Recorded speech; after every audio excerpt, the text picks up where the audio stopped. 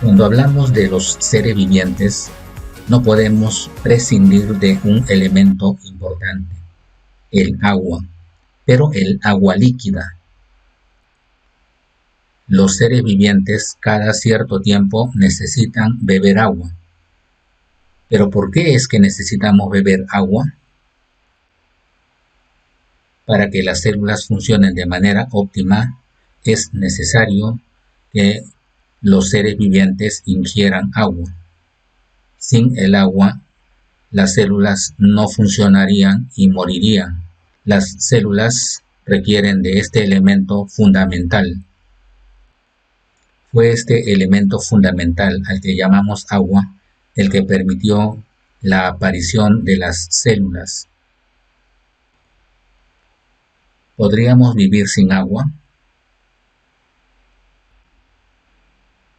Los seres humanos pueden estar como máximo 3 o 4 días sin beber agua. Los camellos pueden estar entre 5 y 50 días sin beber agua. Y algunos roedores inclusive pueden llegar hasta 2 meses sin beber agua. Sin embargo, a la larga, siempre todos los seres vivientes tendrán en algún momento que ingerir agua. ¿Y existe algún ser viviente que pueda vivir sin agua líquida? La respuesta es no. Con certeza, el único planeta que posee agua líquida es el planeta Tierra, donde justamente existe vida.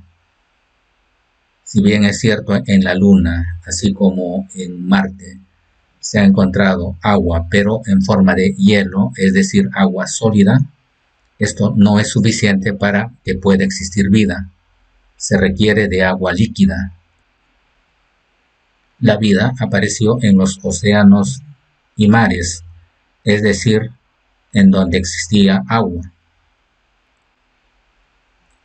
La aparición de la vida se produjo en el mar y en los océanos hace aproximadamente 3,8 mil millones de años. 3,8 mil millones de años.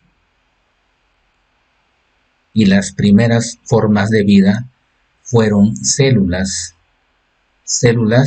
que posteriormente irían agrupándose para dar origen a nuevos seres a los que llamaríamos seres pluricelulares.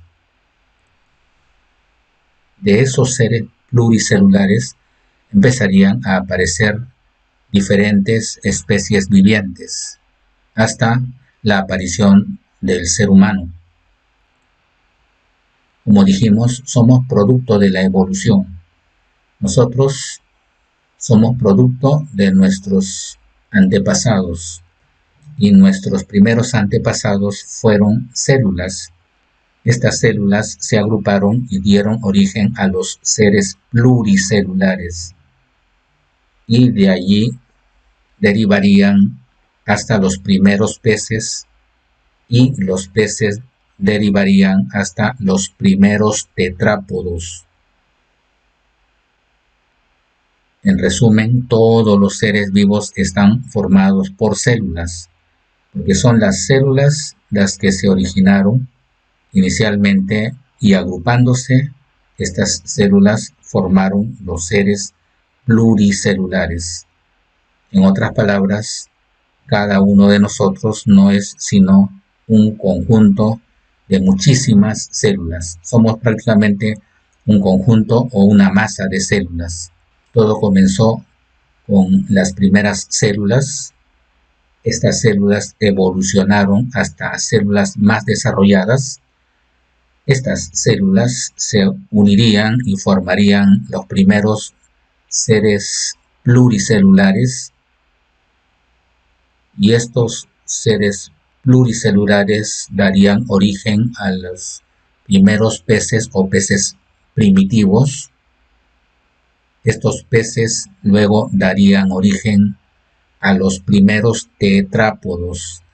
Tetrápodo significa que se desplaza en 4 patas. los primeros tetrápodos fueron los anfibios, es decir, aquellos animales que viven en el agua y también pueden salir del agua y desplazarse por tierra. Fueron los primeros anfibios. Los anfibios luego permitirían la formación de los reptiles, y de los reptiles aparecerían los primeros mamíferos.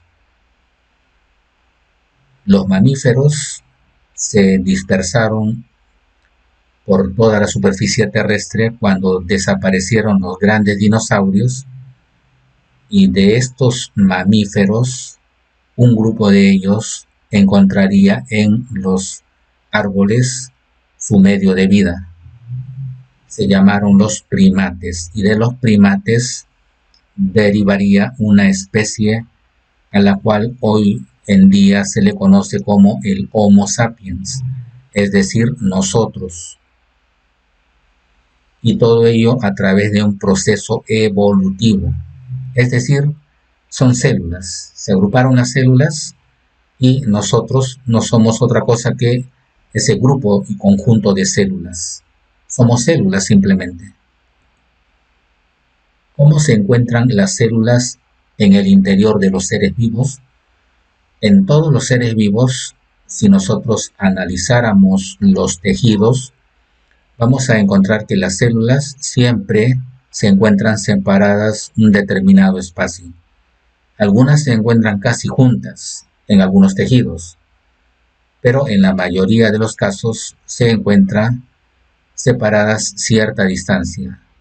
Claro, en algunos casos no tan separados, ¿no? Pero sí se encuentran separados cierta distancia. Y aquí en este tejido podríamos encontrar dos tipos de líquidos.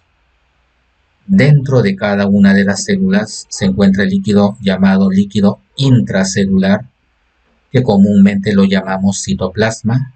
Fuera de estas células y entre una célula y las demás encontramos un líquido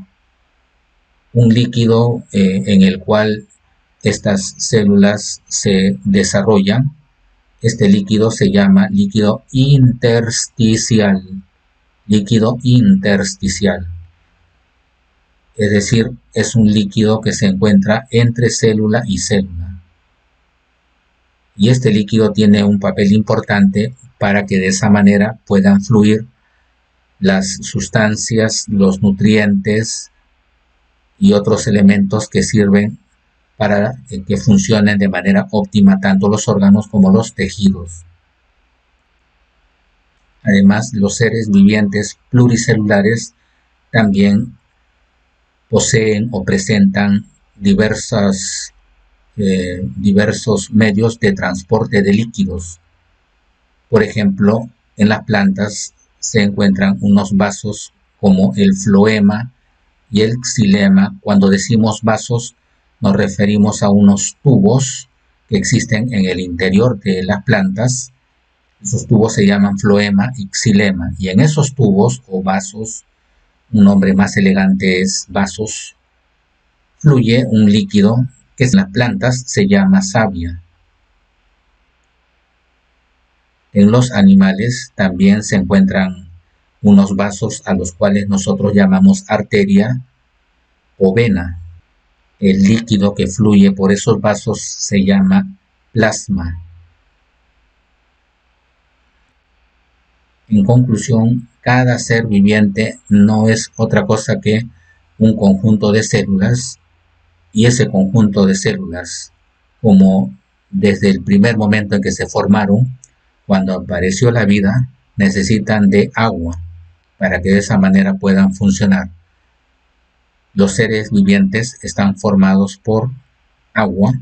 Esas aguas o líquidos reciben nombres especiales como líquido intracelular, citoplasma, líquido intersticial, savia, que es el líquido que fluye por los vasos llamados floema y xilema, y en los animales el líquido que fluye en las arterias y venas se llama plasma. Y esos líquidos tienen como componente principal el agua. El agua es el elemento que permite la vida en el planeta Tierra.